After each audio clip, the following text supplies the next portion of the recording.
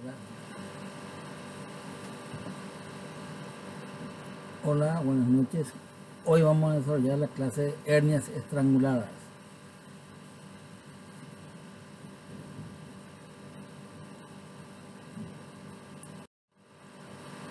Hernia estrangulada corresponde a la constricción del contenido herniario por el cuello del saco.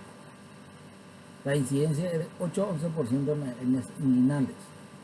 Sin embargo, es mucho más frecuente, 10 veces más en las hernias crurales. Es una urgencia quirúrgica y el atraso en la cirugía puede llevar a la muerte del enfermo por perforación del intestino.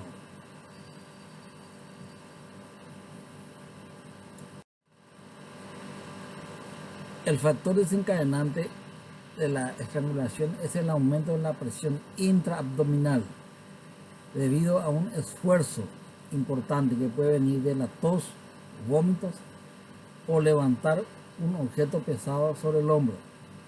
Un objeto de gran peso aumenta la presión intraabdominal y hace que la hernia entre en el escroto y se estrangule. El cuello del saco provoca la estrangulación de la hernia, principalmente en las hernias inguinales indirectas, porque las hernias inguinales directas excepcionalmente se puede estrangular. Las hernias crurales además participa también el anillo crural. El anillo crural es muy rígido y es cortante, por eso que es uno de los factores más importantes en la estrangulación de la hernia crural. El epiplón mayor y el intestino delgado son los contenidos herniarios que se estrangulan con mayor frecuencia.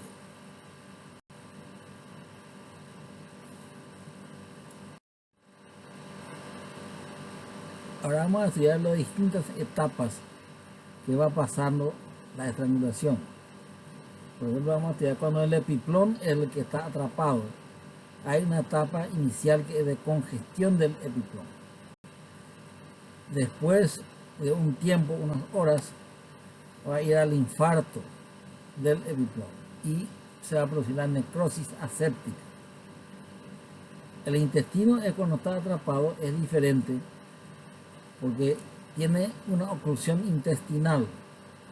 Por eso va a tener los mismos signos de una oclusión intestinal de otro origen. Y tiene también la oclusión vascular que va a tener sus consecuencias nefastas sobre la pared intestinal. La compresión del saco provoca primero entonces el bloqueo de la circulación venosa y linfática del intestino. Eso produce un edema importante y después de ese edema lleva al bloqueo de la circulación arterial y eso va a llevar a la isquemia del intestino.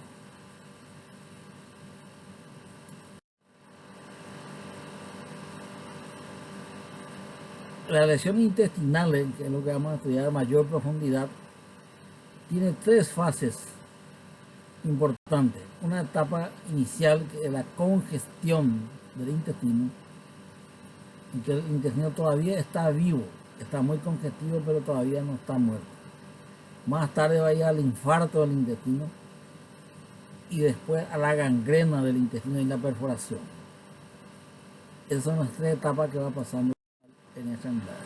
Etapa de congestión. La pared intestinal se halla engrosada, está roja y está edematizada.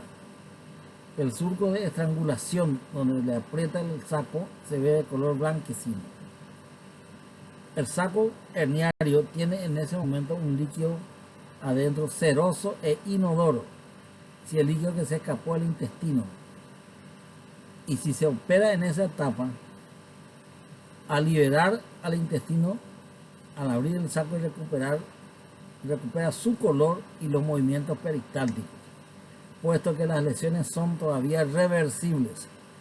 Lo ideal sería operar a todas las hernias complicadas en esta etapa, porque en esta etapa todavía el intestino está vivo y no es necesario hacer resección intestinal. El pronóstico es mucho mejor.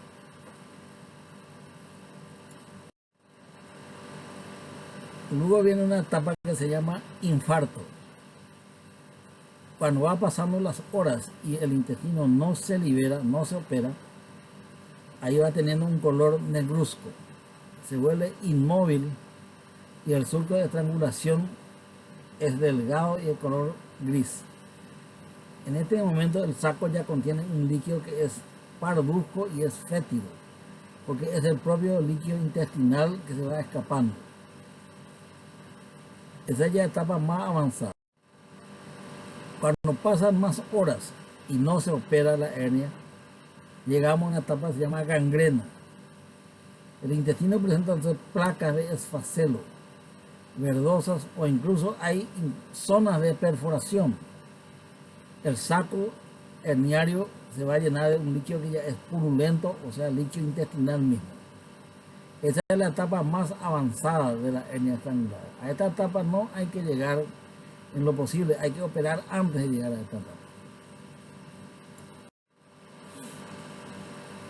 ¿Cómo es el cuadro clínico de una hernia estrangulada? Los síntomas y signos de la hernia estrangulada son los mismos de una oclusión intestinal orgánica, a la que se le agrega la presencia de una masa dolorosa irreductible en las zonas herniarias. Hay un dolor abdominal intenso por crisis, es decir, el dolor tiene un pico muy alto y luego desaparece, baja y desaparece. Ese es un dolor por crisis, ataca por etapas. El abdomen está distendido y si se percute hay una hipersonoridad generalizada por la distensión del intestino delgado. Si se pone el estetoscopio, los ruidos hidroaéreos son audibles fuertes al estetoscopio. Tiene ruido hidroaéreo entonces presente, aumentado de frecuencia e intensidad. Incluso sin estetoscopio se puede escuchar los ruidos peristálticos a cierta distancia. Después ya aparecen vómitos que son mucho más precoces cuando el intestino delgado es el órgano que está estrangulado. Y muy tardío cuando es el intestino grueso, porque el intestino grueso al estrangularse va a producir detención de heces y gases, pero el líquido se va a estancar en el delgado y después recién va a llegar al estómago a producir vómitos. Cuando se instaló ya la gangrena, o sea, esa tercera etapa ya muy avanzada, hay un dolor abdominal que ya es continuo y generalizado, ya no es un dolor por crisis, el dolor ya es continuo. Cuando se examina, el paciente tiene una taquicardia muy alta y puede ir también hipotensión severa o liguria porque el riñón no filtra líquido. Puede llevar al shock. Esta es la etapa muy avanzada ya la gangrena. Esa es una imagen muy ilustrativa que muestra en la región escrotal derecha un gran tumor muy doloroso que no se reduce y de ahí parten los dolores abdominales y vómito intenso. Este evidentemente tiene un intestino delgado estrangulado dentro de la hernia inguinal derecha. El vómito es muy intenso en el intestino delgado. ¿Cómo se hace el diagnóstico de una hernia estrangulada? Se basa en la historia clínica, antecedente de una hernia asintomática, es decir, un paciente sabe que tiene hernia, que antes un paciente de edad avanzada, hace mucho tiempo tiene hernia, que cuando se acuesta suele reducir, él mismo reduce con su mano. Entonces después él se acostumbró a tener la hernia y reducirlo. Entonces es una hernia asintomática, pero que de repente se vuelve muy doloroso, es muy tenso, aumenta de tamaño y se vuelve irreductible. Quiere decir que la hernia se cargó del intestino delgado y se produjo un atrapamiento del intestino dentro del saco herniario. Al mismo tiempo, este dolor intenso, la hernia se vuelve irreductible, aparece vómito, sobre todo el contenido del intestino delgado, gran distensión abdominal y hay detención de heces y gases. Ese es el cuadro clínico clásico de una hernia estrangulada. Cuando un paciente es muy obeso y que desconoce que tenía hernia, presenta un cuadro de oclusión intestinal, pero hay que examinar cuidadosamente las zonas herniarias porque ahí podemos encontrar la causa de la oclusión intestinal, que es una hernia estrangulada. El diagnóstico del examen físico, un abdomen distendido, pues es un cuadro de oclusión intestinal. Se puede observar los signos de reptación, es decir, se observa el abdomen distendido y de repente se ve que tiene movimientos peristálticos visibles. Es como un movimiento de reptil, por eso se llama reptación. Es muy doloroso la palpación en todo el abdomen. Y a la ocultación tiene ruidos hidroaéreos aumentados en frecuencia e intensidad. Eso, por ejemplo, si nosotros encontramos una hernia inguinal estrangulada, al principio tiene un aumento de la frecuencia e intensidad. Y a la percusión hipersonoridad por la gran distensión abdominal. El cuadro clásico de una oclusión intestinal, cuando veamos síndrome oclusivo. ¿Qué métodos auxiliares podemos usar? Podemos hacer en la urgencia rápidamente un examen de laboratorio. Hay que tomar la muestra sanguínea. Cuando llega el paciente a la urgencia y se está examinando, hacemos el examen físico por el cirujano de urgencias. En ese momento ya viene el personal de enfermería y ya le extrae la sangre para hacer entonces una evaluación general. En esa sangre vamos a evaluar, por ejemplo, un hemograma para ver si tiene ya repercusión, si tiene leucocitosis con neutrofilia. Además tenemos que dosar algunos puntos básicos. La química sanguínea, por ejemplo, es muy importante saber si un paciente de más de 50 años, si no tiene hiperglicemia, y dosaje de urea y creatinina, porque estos pacientes generalmente no orinan y pueden tener elevado urea y creatinina por la deshidratación, por los vómitos intensos que tuvo antes de llegar. Esos son hay que hacer el dosaje, la química entonces de glicemia, urea, creatinina y electrolitos, porque eso también suele tener un gran desequilibrio electrolítico. Debemos hacer un grupo sanguíneo para conocer qué grupo sanguíneo tiene nuestro paciente, que se puede hacer ahí en la urgencia. Entre los medios de imágenes no necesitamos muchos estudios porque el cuadro clínico es muy clásico, pero podemos hacer una radiografía simple de abdomen de pie. Es un estudio muy rápido, en 10 minutos ya. Ahí vamos a ver, enseguida vamos a ver la placa simple de abdomen, que va a mostrar las asas intestinales que están distendidas y los niveles hidroaéreos. Ahí le voy a mostrar enseguida. No debe realizarse una radiografía contrastada con la idea de localizar en qué parte está la oclusión. No es necesario hacer eso. En esta imagen vemos entonces intestino delgado dilatado, muy dilatado, con la pared engrosada, es decir, la pared muy edematosa. Ese es el cuadro que puede verse en una radiografía simple de abdomen de pie. La radiografía simple de pie es muy rápido, por lo tanto no se pierde tiempo. Esta es una placa que muestra, por ejemplo, un abdomen con asas delgadas muy dilatadas y de la dilatación del intestino delgado con su pared engrosada, este color blanquecino, está edematoso y está engrosado. ¿Qué le pusimos? La línea, esta línea es espina ilíaca anterosuperior con la espina del pubis. Esto nosotros llamamos en semiología la línea de Amusat. Es lo que divide, entonces es lo que está encima de la arcada crural. Vemos acá en el abdomen gran distensión de intestino delgado, y aquí debajo de la línea de Amusat vemos también una zona que se ve distensión de intestino delgado.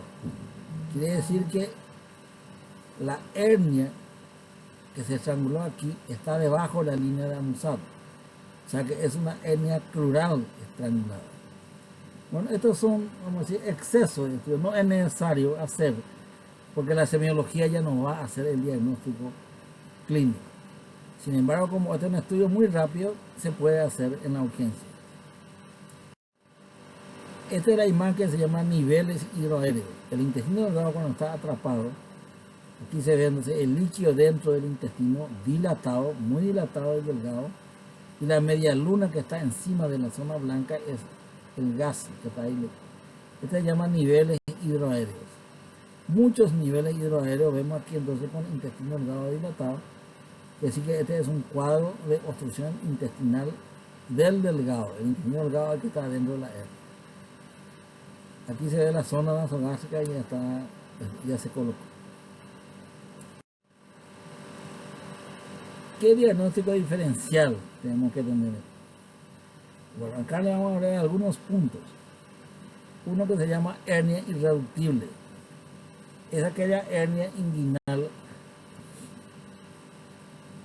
que el contenido no puede ser reintegrado a la cavidad abdominal. Es más frecuente en la hernia umbilicales, que de repente no puede entrar en la cavidad abdominal. En las crurales y en las inguinales indirectas grandes. El contenido frecuentemente es el epiploma mayor. Se adhiere al saco de la hernia o a los orificios secundarios que tiene la hernia, que se llaman conejeras. Están adheridos el epiploma mayor y por lo tanto no puede ser reducido en la cavidad. Sin embargo, este no es una hernia estrangulada. En principio puede parecer una hernia estrangulada porque no se puede reducir. Pero ¿cuál es la diferencia? Su aparición es insidiosa, no es brusca, no es un dolor intenso. No tiene síntomas agudos, es decir, no tiene náuseas y vómitos, ni no tiene detención de ese gas. Esa es la diferencia. Pero en un principio, cuando vemos una hernia grande que no se puede reducir, entonces al principio nos puede parecer una hernia estrangulada. Sin embargo, los conocimientos de su historia clínica y de su examen físico nos va a llevar a diferenciar, porque este crecimiento e irreductibilidad se produjo lentamente, no es de un cuadro agudo y no tiene ningún síntoma agudo, no tiene dolor por crisis, no tiene retención de heces y gases. Esa es una hernia irreductible. Es importante diferenciar, porque la hernia irreductible es una hernia que no requiere una cirugía de urgencias. Sí requiere cirugía como toda hernia, pero no es de extrema urgencia como la hernia estrangulada. Esa es la importancia de distinguir uno de otro. Hay un cuadro clínico que se llama hernia atascada. Este es un cuadro más antiguo que se le llamaba atascada.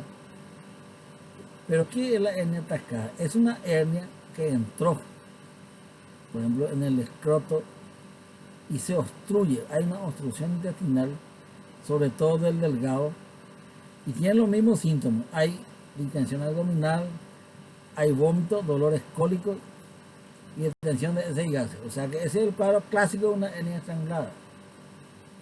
Bueno, ¿por qué se llama atascada? Todavía no hay sufrimiento intestinal, no hay necrosis. Pero este cuadro es el inicio de una hernia estrangulada. Entonces nosotros no podemos saber antes de operar si en qué etapa está la hernia. Si está en la etapa del inicio, en la etapa congestiva, entonces cuando lo operamos vamos a encontrar un intestino delgado que está vivo, que no sufrió todavía la vascularización, entonces se llama atascada u obstruida. En la práctica, quiero que consideren como cuando tienen estos síntomas, como es el inicio de una hernia estrangulada. Sería la etapa congestiva. Lo ideal sería operarle a esta etapa para poder salvar el intestino delgado sin resección intestinal. Entonces, este es un término que se llama atascada o obstruida. No hay necrosis, no hay sufrimiento vascular, no hay necrosis. Mejor. Ese es el inicio de un cuadro de hernia estrangulada. Es la primera etapa. Muchas veces en el interior, el médico que trabaja en el interior y que no tiene un centro quirúrgico, se va el paciente a la casa del médico, generalmente así es en el interior, y le llevan a un paciente con una hernia, con un gran dolor herniario, y entonces, ¿qué es lo que hace el médico de la región? Generalmente trata de reducir la hernia. Para eso le acuesta al paciente, le pone un antiespasmódico endovenoso y trata de reducir con la mano. A veces el propio paciente ayuda porque él ya sabe cómo es la maniobra para reducir. Entonces, cuando se relaja el enfermo, se relaja todo y el antiespasmódico actúa, puede ser que se reduzca la hernia. Bueno, entonces cuando se reduce la hernia, quiere decir que el contenido que salió vuelve a la cavidad abdominal y termina el dolor intenso por crisis, el dolor cólico. Bueno, pero nosotros, esta práctica que se realiza en un hospital, una ciudad que no tiene centro quirúrgico, no recomendamos hacer si la hernia pasó ya 6 horas desde el inicio de su cuadro de dolor agudo. Por ejemplo, esta práctica se hace cuando comenzó recién, hacía 20 minutos, una hora que le aconteció. Pero si pasó unas 6 horas, no hay que intentar reducir, porque muchas veces se reduce el intestino delgado que estaba sufriendo, pero pasó mucho tiempo. Y entonces hay zonas del intestino que ya sufrió isquemia. Y luego esa zona se va a necrosar y se va a perforar. Y se va a perforar dentro de la cavidad abdominal. Por lo tanto, esta práctica de reducir la hernia, nosotros nos recomendamos que se haga en un lugar donde haya un centro quirúrgico. Por ejemplo, si acá estamos en la ciudad, Asunción, o alrededor hay centros quirúrgicos muy eficientes, hay que llevar al hospital y hay que prepararle para una cirugía. Porque si nosotros reducimos, no sabemos si estamos reduciendo una zona ya isquémica. Es mejor llevarlo a cirugía y probablemente vamos a operar en la etapa en que hay una obstrucción intestinal, es decir, no hay todavía un sufrimiento vascular porque estamos en el inicio, en la etapa de concreción. Es mejor. Bueno, pero eso puede ocurrir, en el interior puede ocurrir que un médico de la región pone antiespasmódico, le acuesta al enfermo, hacen la maniobra y reducen. Pero tiene que ser muy poco tiempo después del cuadro, del inicio del cuadro. Pasado 6 horas no hay que hacer porque puede estar isquémico ya una zona. ¿Qué diagnóstico diferencial de una hernia estrangular?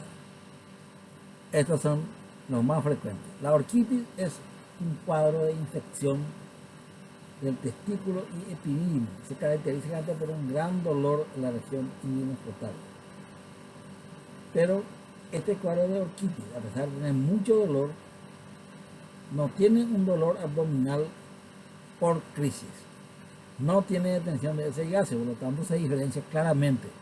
Se palpa el escroto, es muy doloroso, pero no tiene ese cuadro clínico de la oclusión. También una adenitis inguinal puede confundirnos con la inflamación del ganglio linfático de la región inguinal. El hidrocele, cuando vemos entonces un escroto aumentado de tamaño, es muy parecida a una hernia inguinoescrotal. Pero hay una diferencia importante, que el hidrocele no tiene cuadro agudo, no tiene dolor intenso, no tiene dolor por crisis, ni detención de heces y gases. El hidrocele se caracteriza porque está aumentado el tamaño del escroto, pero nunca se redujo. El hidrocele no se reduce la cavidad abdominal porque es un contenido de líquido alrededor del testículo. Nunca se redujo eso, no es como la hernia antigua que el paciente reducía antiguamente. Lo mismo pasa con el lipoma, que puede simular también un tumor en la región inguinal. Varices, la safena interna es otro elemento que se puede confundir, pero que vamos a ver ahora que esta varices aumenta, parece una tumoración en la región inguinal, pero que cuando se alza la pierna desaparece. Bueno, estos son algunos de los diagnósticos diferenciales. El tratamiento. ¿Cuál es el tratamiento de la hernia inguinal estrangulada? El tratamiento es quirúrgico y es de urgencia. Hay algunos axiomas que le voy a leer aquí que yo he traído de los libros clásicos de cirugía, que sin axiomas son verdades incuestionables, universalmente válidas y evidentes. Por ejemplo, una hernia diagnosticada debe ser hernia operada. Entonces ese es un dicho, vamos a decir, que cuando se diagnostica la hernia, no hay que esperar que se complique, debe ser operada. Porque una hernia no operada puede estrangularse en cualquier momento. La estrangulación de la hernia puede ocurrir en el momento menos oportuno. Por ejemplo, ocurre a la madrugada, cuando el paciente no puede ser trasladado a un centro quirúrgico, está lejos. Cuando se va al interior, justamente ahí se complica su hernia.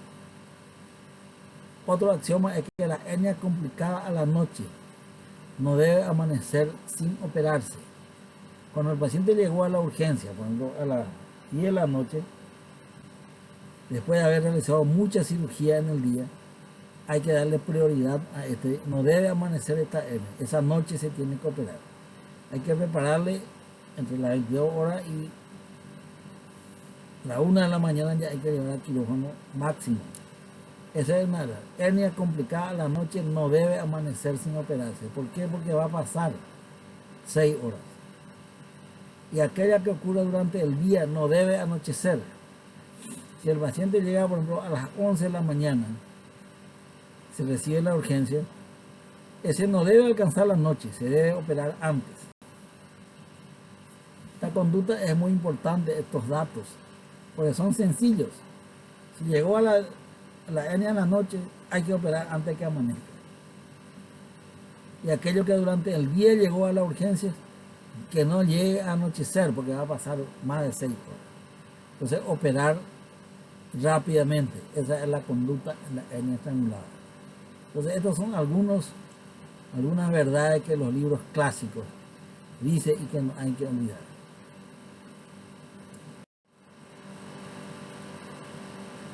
¿Cómo es la preparación preoperatoria de una hernia estrangulada? Debe realizarse en forma inmediata, en un periodo de tiempo no mayor a 6 horas. El primer paso es hospitalizar en forma urgente al paciente.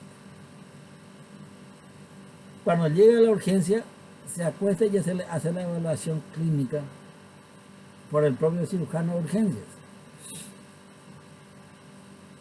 Hay que hacer entonces evaluación clínica, es tomar la presión arterial del enfermo, ocultar el área cardíaca y el área pulmonar, sobre todo si el paciente es de edad y es un fumador antiguo. En ese mismo momento ya viene uno del equipo de enfermería y retira la sangre para llevar al laboratorio. Nosotros tenemos un laboratorio que se dedica a dosar los más urgentes en forma muy rápida.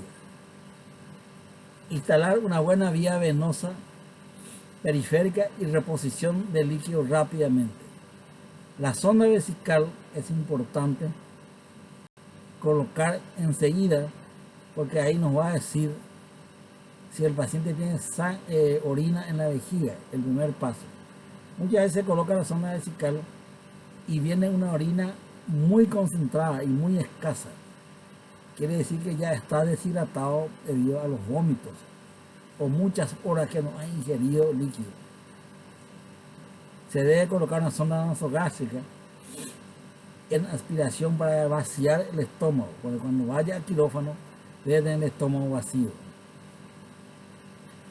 A partir de esta instalación de la sonda vesical para controlar la diuresis cada 1 hora y colocación de sonda nasogástrica para vaciar el estómago, a partir de ahí ya nosotros podemos hacer un balance hidrosalino y la corrección de electrolitos, porque eso ya se fue al laboratorio y hay que llamar al laboratorio y hay que pedirle que haga de urgencias, porque a nosotros nos interesa saber el estado de los electrolitos antes de llevar a quirófano, antes de someterlo a una anestesia.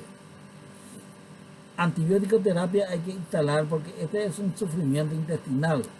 Muchas veces ya hay una gangrena del intestino delgado y por lo tanto hay una infección en el saco herniano. Esta preparación preoperatoria es rápida, se hace en forma directa cuando llega a la urgencia y hay que preparar ya el equipo quirúrgico que le va a operar. Eso por eso que el cirujano de guardia tiene todo su equipo, o sea que tiene que tener su anestesiólogo de guardia y su equipo quirúrgico para someterlo a este paciente rápidamente a cirugía. Esto se debe hacer en forma rápida, la preparación preoperatoria. Si nosotros podemos tener otro estudio rápido, como por ejemplo el paciente de más de 50 años, hacerle un electrocardiograma como mínimo para evaluar, para el anestesiólogo es muy útil para que no tenga trastornos de arritmia grave y que no se haya diagnosticado. El tratamiento quirúrgico preferentemente hay que hacer con anestesia general, con intubación endotraqueal. Eso es lo recomendado, porque el paciente tiene que estar relajado en el momento de hacer la resección intestinal si es necesario.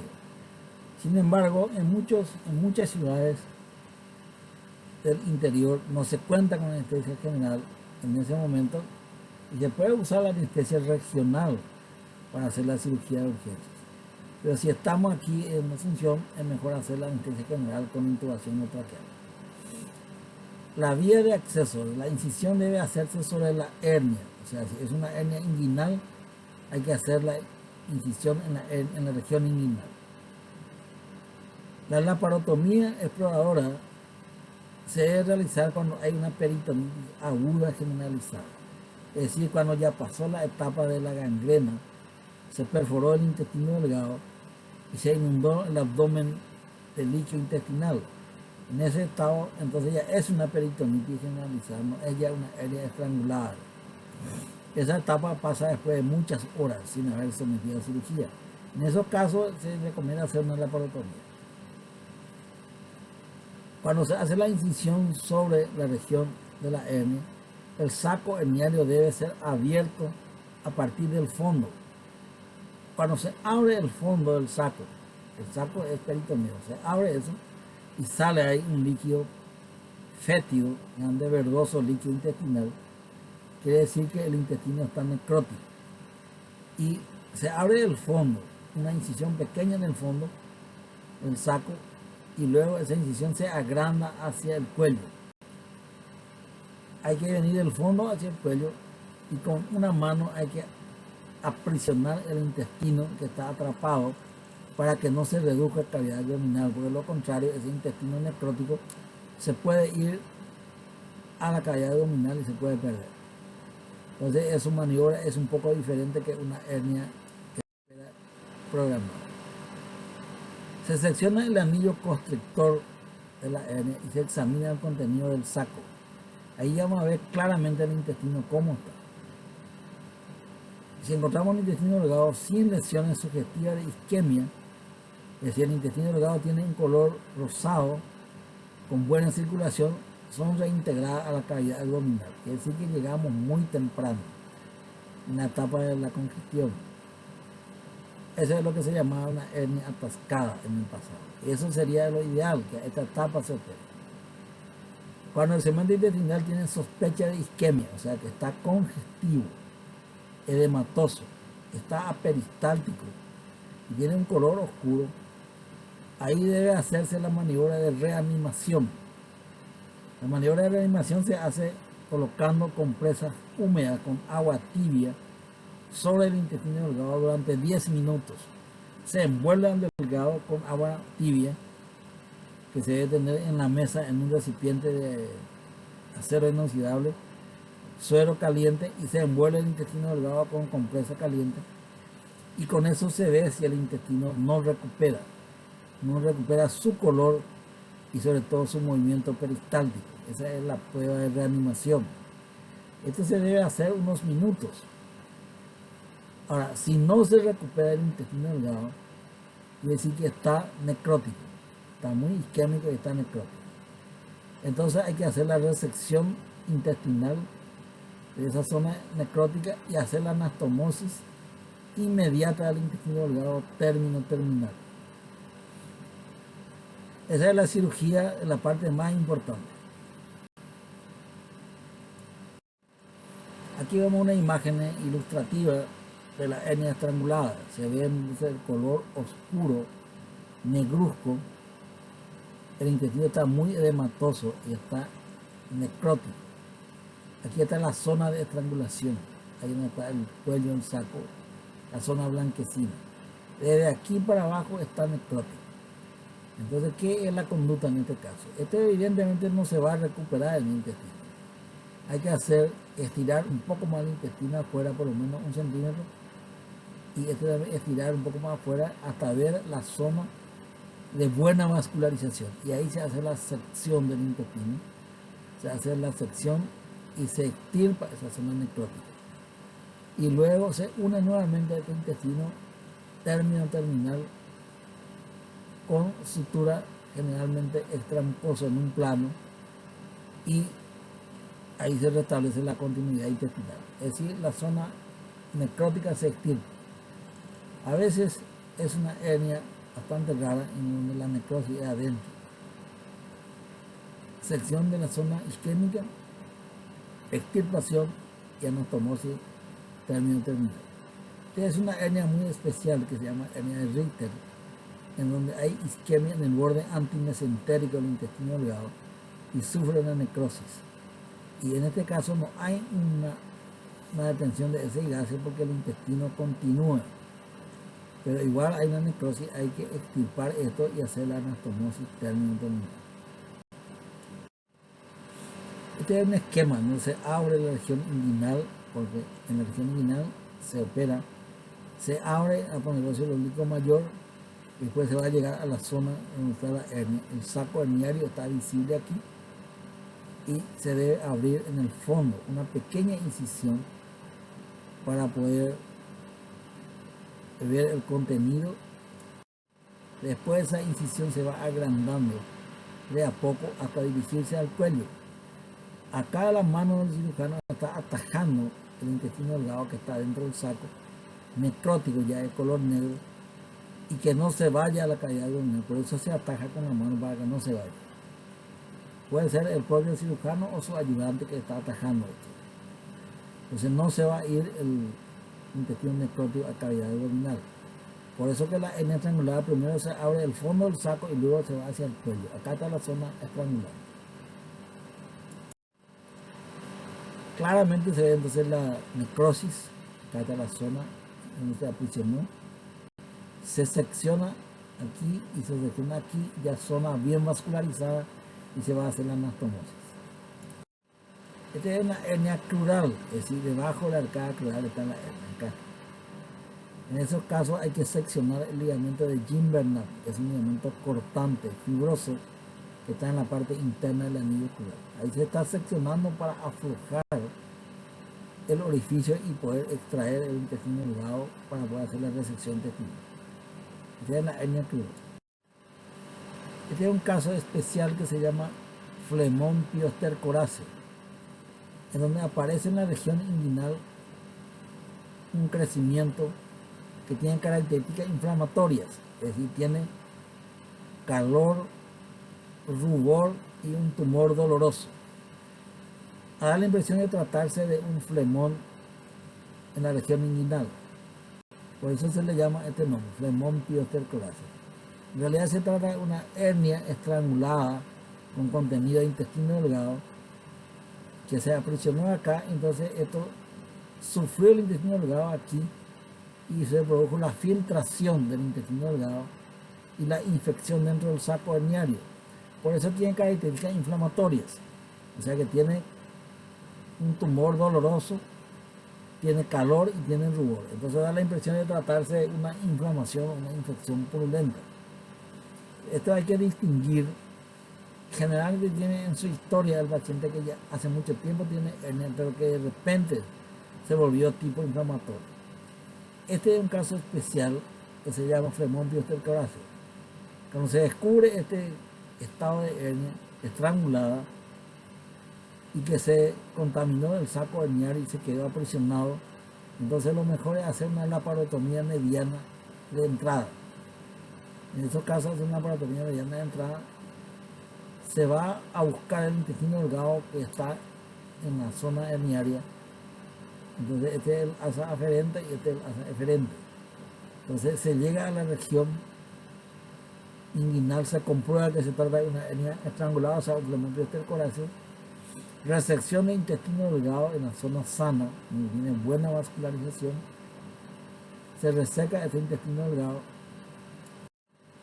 y se hace la anastomosis término-terminal del intestino delgado. Generalmente recomendamos hacer una anastomosis término-terminal en un solo plano extramucoso, usando un material de sutura reabsorbible a puntos separados. Sección de la zona necrótica, anastomosis término-terminal. Aquí ya se restableció la continuidad intestinal, entonces ya se resolvió la zona isquémica y necrosada. Después se cierra la cavidad abdominal, se cierra la laparotomía.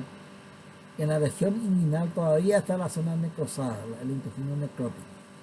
Una vez que se cerró, entonces la laparotomía, se extirpa ese intestino que ya estaba libre aquí, se extirpa. Para no contaminar la cavidad abdominal, se extirpa entonces en última etapa de la cirugía. Una vez que se extirpó esto, entonces termina la operación.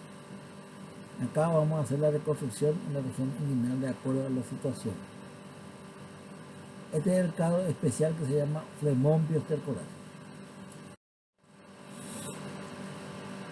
Tratamiento quirúrgico de la hernia estrangulada, así en grandes pasos. Ligadura alta al cuello del saco.